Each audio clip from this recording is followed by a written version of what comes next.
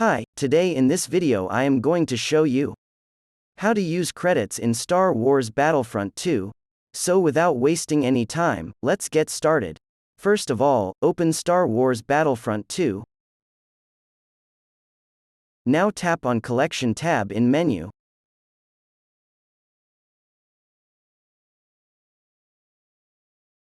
In the Collection section, click on your hero player. Select appearances or emotes or voice lines or victory poses. Here I will select appearances. Choose a appearance of your choice, and tap on it.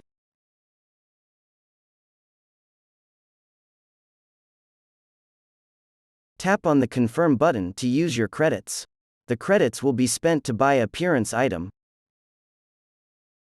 You can see that we have successfully used our Star Wars Battlefront 2 credits for purchase of item. So this is how you can use credits in Star Wars Battlefront 2. Thanks for watching. Please like, share this video.